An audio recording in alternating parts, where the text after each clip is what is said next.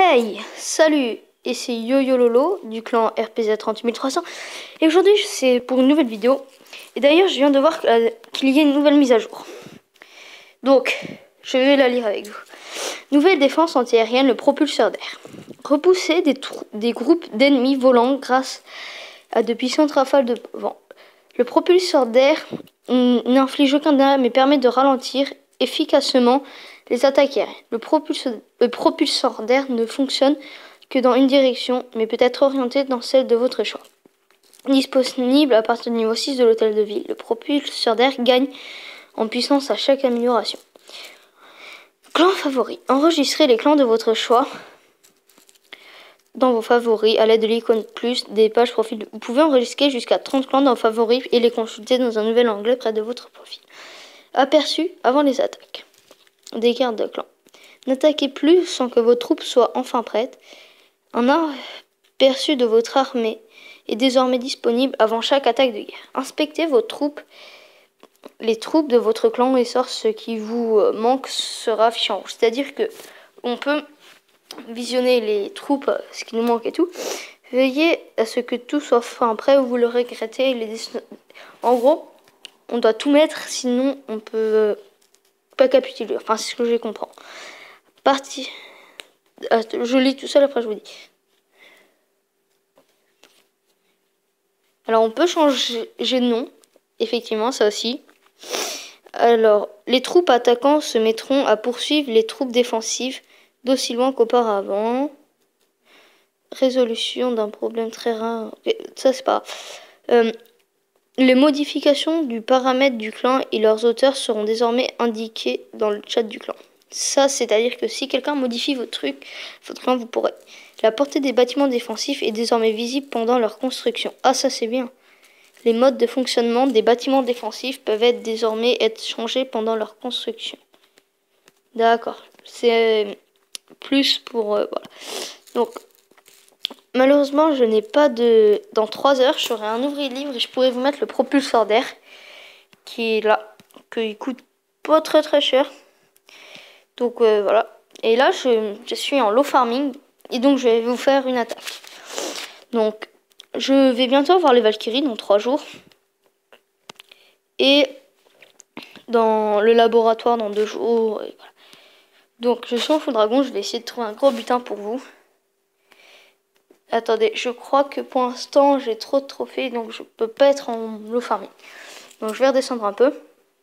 Je le fais avec vous. Ça va être rapide. Hein. Normalement... Bon, c'est bizarre, ça rame. Voilà, bon, là c'est pas terrible. Cherche-moi vraiment des gros butins et plutôt accessibles. Ça met pas autant de temps. Genre, voilà, lui il a énormément d'élixir. Voilà, il a pas assez d'or et comme je recherche énormément d'or, je vais pas l'attaquer. Bon. Je fais mon difficile, mais bon, c'est pas grave. Normalement, je vais pas tarder à... Enfin, je fais vite. Bon, c'est bizarre, là, ce matin, quand je suis descendu, ça mettait pas autant de temps. Bon. Voilà. Là, lui, il a énormément de butin. Donc, je vais l'attaquer. Bah, je vais faire comme d'habitude. Hein. On foudre.